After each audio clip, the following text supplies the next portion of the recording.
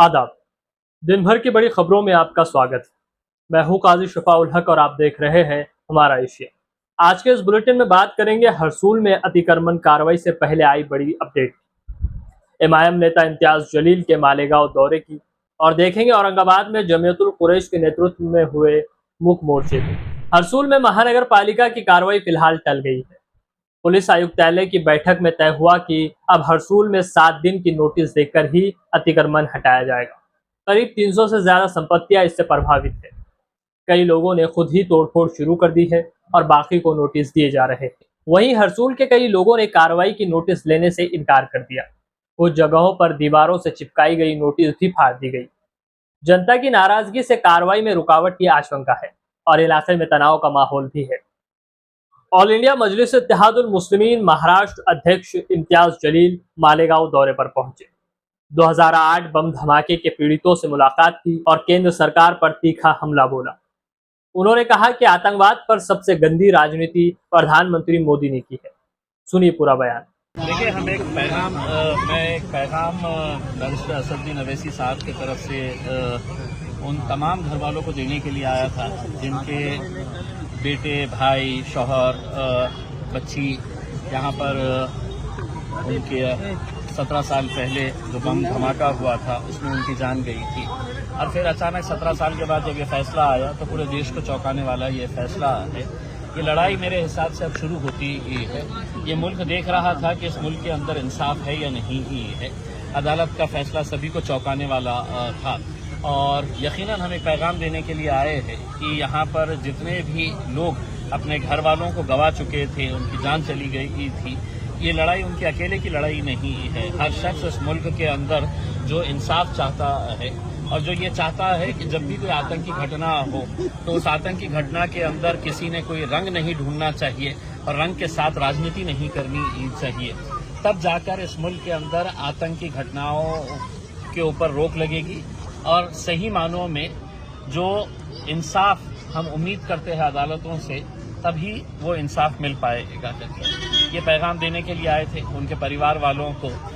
जो बच्ची यहाँ पर शहीद हुई थी, उसके वालिद को इतना बड़ा सदमा लगा है कि वो अस्पताल के अंदर एडमिट है पिछले 3-4 दिनों से। हम उस बाप को क्या जवाब देंगे?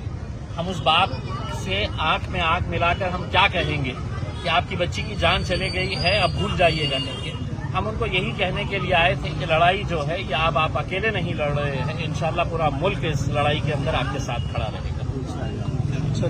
हजारों की तादाद में किसान, दलित और तमाम समाज के लोग सड़कों पर उतरे।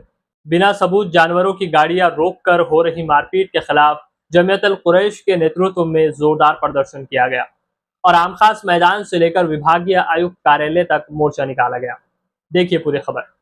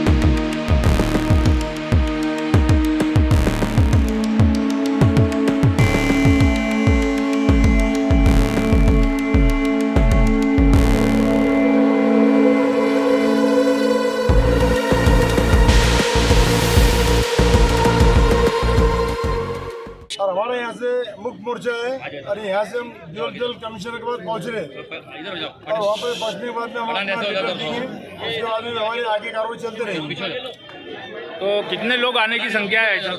अभी सब लोग रास्ते में है, अभी बता नहीं सकते। अभी अभी सब लोग आ रहे हैं चारों तरफ से। कहाँ से आ रहे लोग? हमारा जो मोर्चा है जिले का मोर्चा है, ये औरंगाबाद जिले का है, औरंगाबाद तालुके का मोर्चा है।